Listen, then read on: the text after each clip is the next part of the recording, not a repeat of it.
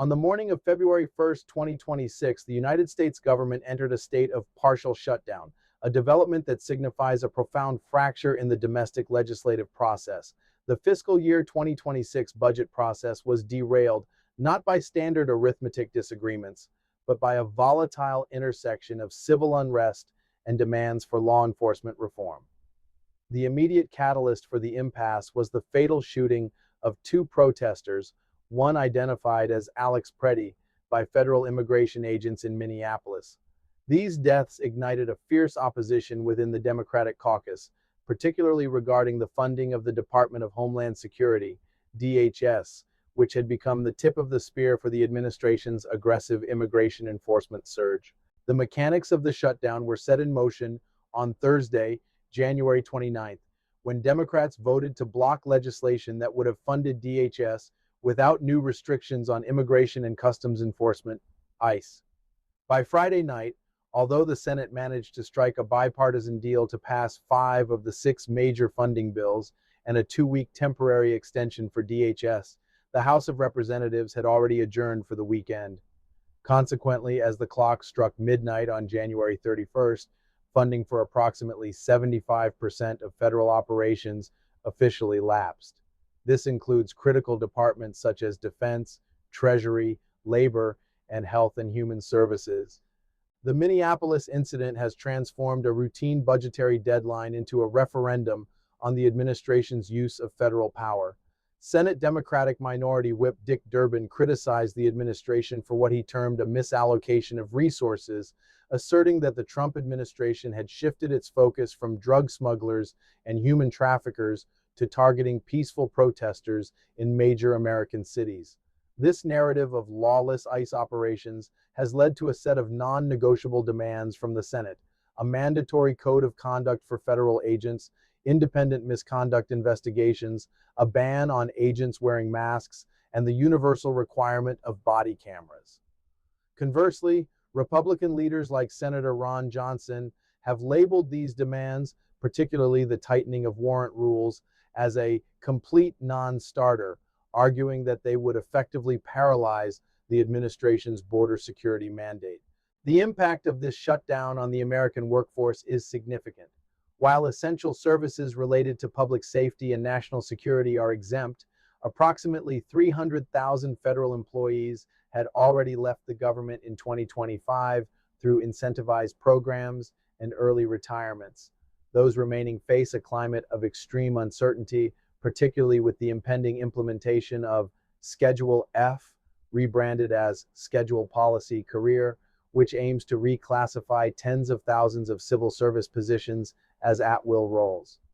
The Office of Personnel Management, OPM, has instructed agencies to begin orderly shutdown activities, which involves notifying employees to report for their next tour of duty only to facilitate the closure of non-essential functions.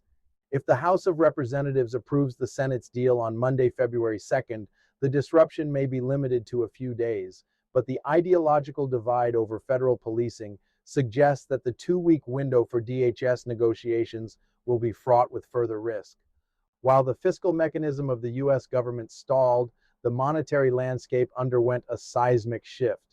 On Friday, January 30th, President Trump announced his nomination of former Federal Reserve Governor Kevin Warsh to succeed Jerome Powell as chairman of the Federal Reserve. This nomination ends months of speculation regarding the future of the central bank and signals a decisive move toward a more regime change-oriented leadership.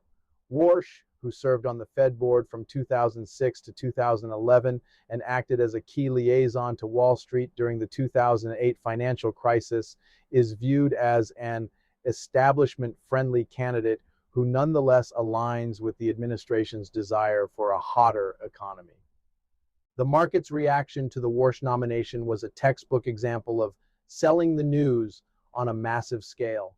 For over a year, precious metals had been riding a parabolic wave of growth, with gold up nearly 90% and silver up 250% over the preceding 12 months. Investors had sought refuge in these assets as a hedge against geopolitical instability, the deep-seek panic, and perceived threats to Federal Reserve independence. However, the choice of Warsh, a Wall Street veteran who has recently called for regime change and signaled a willingness to consider lower interest rates, provided a sigh of relief for institutional investors who had feared a more radical or inexperienced nominee. The result was a historic collapse in the prices of safe haven assets. On Friday, spot gold tumbled 9%, falling from a Thursday record of $5,625 down to approximately $4,880 per ounce. Silver suffered an even more catastrophic break in gold fever, plummeting 28% to close near $82 an ounce. The US dollar index, DXY, simultaneously rallied 0.8% to 97.07, rebounding from four-year lows as the market priced in a more predictable, if more dovish, monetary policy under Warsh. While Warsh was historically known as an inflation hawk, his recent pivot to supporting lower rates has led market participants to anticipate a more aggressive cutting cycle once he takes office in May, assuming Senate confirmation. The macroeconomic implications of a Warsh-led Fed are profound. Analysts suggest that the central bank may shift its focus away from mission creep issues such as climate risk management and toward a strict dual mandate of inflation and employment, likely with a greater tolerance for a hot economy to stimulate domestic manufacturing. However, this shift comes at a time when the Producer Price Index (PPI) for December showed a 0.5% increase, exceeding the 0.3% expectation. This suggests that underlying inflationary pressures remain stubborn, particularly in the goods sector, which has been impacted by the administration's tariff regime. If Warsh pursues lower interest rates in an environment of rising producer costs, the risk of long-term stagflation remains a central concern for the bond market, as evidenced by the 10-year Treasury yield remaining sticky at 4.24%. Beyond the borders of the United States, the geopolitical order has been fundamentally reshaped by the events of January 2026, most notably the capture of Nicolas Maduro by U.S. forces during Operation Absolute Resolve. Executed on January 3rd, the operation was a display of modern American realism, utilizing a combination of kinetic attacks, high-speed anti-radiation missiles, and electronic jamming to completely neutralize Venezuela's air defense systems. The failure of Russian-made hardware, specifically the S-300 and Buk M2E systems, has dealt a severe blow to the reputation of Russian military technology and has signaled the end of Moscow's most significant outpost in the Western Hemisphere. The strategic fallout from the Maduro capture has exposed deepening cracks in the infinite friendship between Russia and China. Intelligence reports indicate that the Kremlin was aware of the impending U.S. military operation but chose not to notify its Chinese counterparts, despite Chinese diplomats being in Caracas meeting with Maduro just hours before the raid. This lack of coordination suggests that Russia increasingly views Venezuela as a secondary concern compared to its focus on the war in Ukraine, while China finds itself forced to choose between supporting a fallen ally or protecting its significant economic interests in the region. In the wake of the operation, the United States has moved aggressively to run Venezuela's oil sector. President Trump announced that U.S. companies would manage the oil infrastructure to ensure continued flow and ensure the safety of the assets. On January 14th, the White House confirmed the first U.S. managed sale of Venezuelan oil worth $500 million, with the proceeds deposited into a Qatari commercial bank account under U.S. government control. This move has been criticized by some in Congress, most notably Senator Elizabeth Warren, as having no basis in law, yet it demonstrates the administration's pivot toward a more transactional and resource-focused foreign policy. The administration's Trump doctrine is also manifesting in a global blockade of the shadow fleet of tankers used to transport Russian and Iranian oil.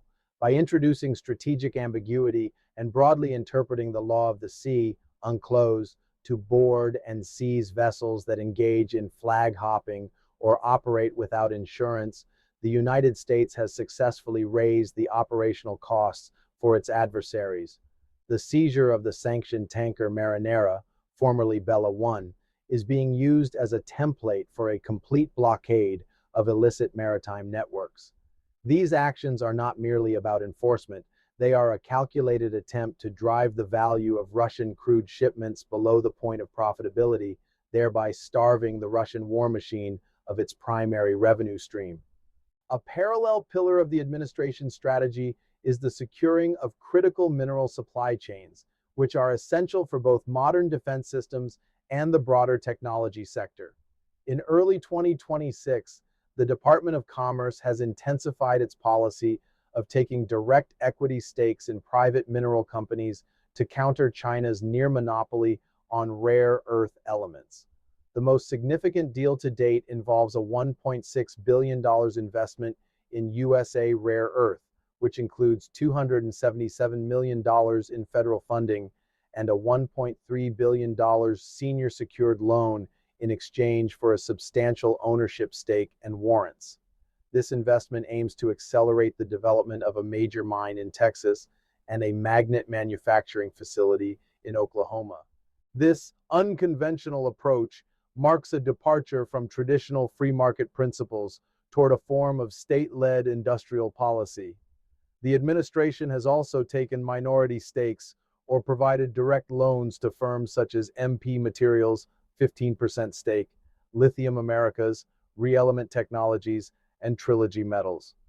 By integrating these companies into a strategic ecosystem supported by public finance institutions like the newly reauthorized International Development Finance Corporation, DFC, and the Export-Import Bank, EXIM, the U.S. is effectively using public credit to purchase supply security.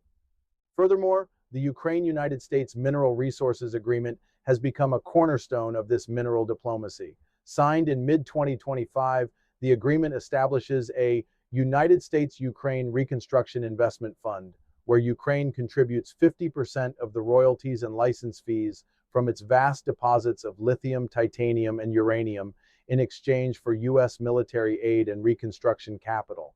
This equity for defense swap ensures that even as the conflict with Russia continues, the United States secures long-term access to the secret sauce of high-tech innovation, rare earth minerals. The geopolitical angle of these mineral deals extends to the Arctic Circle. Tensions between the U.S. and several European nations have spiked over the sovereignty and strategic status of Greenland, which the administration views as a vital frontier for critical minerals. President Trump claimed at the 2026 World Economic Forum in Davos to have secured a framework deal involving mineral rights and defense cooperation in Greenland, a move intended to block China's Polar Silk Road ambitions and secure a permanent U.S. foothold in the high north. Domestic policy has been equally disrupted by the rapid implementation of the Make America Healthy Again (MAHA) movement and the unveiling of the Great Healthcare Plan. This agenda, led by HHS Secretary Kennedy, seeks to fundamentally reorganize the American food and medicine systems by realigning incentives away from big pharma and toward patient outcomes. The administration's healthcare plan, unveiled in mid-January, aims to slash prescription drug prices by 80% to 90% by utilizing a most favored nation's drug pricing agreement, which ensures that Americans pay no more than the lowest price paid by any other G7 nation. The plan also introduces TrumpX.gov, a direct-to-consumer platform that bypasses insurance brokers and corporate middlemen to deliver hundreds of essential medications at cost. This is a direct strike at the middleman profit model of pharmacy benefit managers, PBMs, and large insurance companies, which the president has accused of profiteering at the expense of the people. To further reduce premiums, the administration is moving to end giant kickbacks to insurance brokers and is demanding unprecedented accountability through the publication of data on claim denials and profit-to-payout ratios. On the regulatory front, the MAHA initiative has launched a multi-pronged attack on the root causes of chronic disease. The FDA is currently phasing out petroleum-based food dyes and overhauling the generally recognized as safe GRAS loophole, which had previously allowed thousands of untested chemicals into the food supply without formal notification to the government. Secretary Kennedy has also reconstituted the Advisory Committee on Immunization Practices, ACIP, to restore trust in vaccine safety by prioritizing gold standard science free from industry conflicts of interest. The market impact of these healthcare shifts has been significant. Insurance stocks, which the president noted had seen prices skyrocket over 1,700% under the previous administration's policies, are under intense pressure as the government payoffs are redirected into the cost-sharing reduction (CSR) program and direct patient subsidies. Furthermore, the administration's focus on stockpiling active pharmaceutical ingredients (APIs) from domestic sources to secure the pharmaceutical supply chain has provided a tailwind for domestic chemical manufacturers while signaling a decoupling from foreign suppliers. The entire edifice of the administration's American realism economics currently rests on a looming decision from the U.S. Supreme Court. In November 2025, the court heard oral arguments in a case challenging the legality of the president's sweeping global trade tariffs, which were imposed via executive order citing the International Emergency Economic Powers Act, IEPA. The tariffs, first announced in April 2025, are being challenged by small businesses in 12 states that argue the president overstepped his authority by bypassing Congress's constitutional power to impose taxes and regulate foreign trade. The oral arguments suggested that the 6-3 conservative majority is deeply divided on the issue. Chief Justice John Roberts expressed concern that the use of IEPA in this manner might violate the major questions doctrine, the principle that if Congress wants to grant power over a decision of vast economic or political significance, it must say so clearly. Justice Elena Kagan reinforced this by contending that the power to tax remains a core legislative function. Conversely, Justice Samuel Alito appeared more sympathetic to the administration, noting that emergency power statutes are often phrased in broad terms to allow for decisive action. The stakes of the ruling are monumental. The president has stated on social media that if the court were to strike down the tariffs, it would be a complete mess and almost impossible for our country to pay back the billions of dollars already collected. In a defiant speech in Iowa on January 28th, the president warned that even an adverse ruling would not deter his agenda, stating, "We'll get it done. One way or the other, if we have to do it a different way, we'll do it." The court is currently in recess and is not scheduled to take the bench again until February 20th, though it could release the opinion at any time without a formal session. Until then, the tariff revenue continues to flow, but the legal uncertainty hangs like a sword of Damocles over the global trade environment.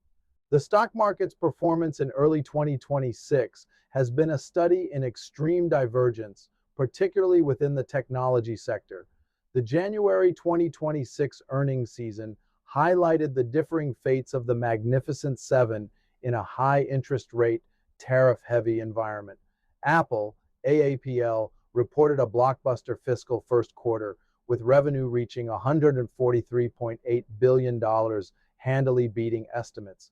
The primary driver was the iPhone, which generated over $85 billion in revenue, a 23% year-over-year increase, driven by unprecedented demand. Despite this, Apple's stock remained under pressure, dropping 5% for the year 2026 as investors worried about the long-term impact of potential retaliatory tariffs from China. Meta Platforms, Meta, emerged as a clear winner, with shares surging 10% after reporting earnings of $8.88 per share. The company's focus on AI integration across its platforms, which now reach over 1 billion monthly active users, has reassured investors that its massive capital expenditure, projected at over $160 billion for 2026, is yielding tangible results. In contrast, Microsoft, MSFT, suffered one of its worst single-day drops in history, with shares plunging 10–11% after revealing slowing growth in its Azure cloud business and capacity constraints. The market was particularly spooked by the revelation that nearly half of Microsoft's backlog is attributable to OpenAI, raising concerns about concentration risk and the sustainability of the AI investment cycle. This sell-off wiped approximately $400 billion off Microsoft's market capitalization, contributing to the Nasdaq's 0.9% decline on January 30th. The broader market sentiment remains cautiously optimistic about the transition to the Warsh era at the Fed, but deeply pessimistic about the consumer outlook. The expectations index of the Consumer Confidence Survey fell to 65.1 in January, a level historically associated with an impending recession. Consumers are increasingly reporting that business and labor market conditions are worsening, with many citing the end of student loan relief and the impact of tariffs on household goods as major headwinds. As of February 1st, 2026, the United States is in the midst of a radical realignment. The American realism doctrine has moved from rhetoric to reality, manifested in the military occupation of Venezuela, the state-led acquisition of critical mineral firms, and the proposed dismantling of the pharmaceutical pricing system. This is a transactional, resource-focused, and confrontational form of governance that prioritizes domestic security and economic independence over traditional multilateral alliances.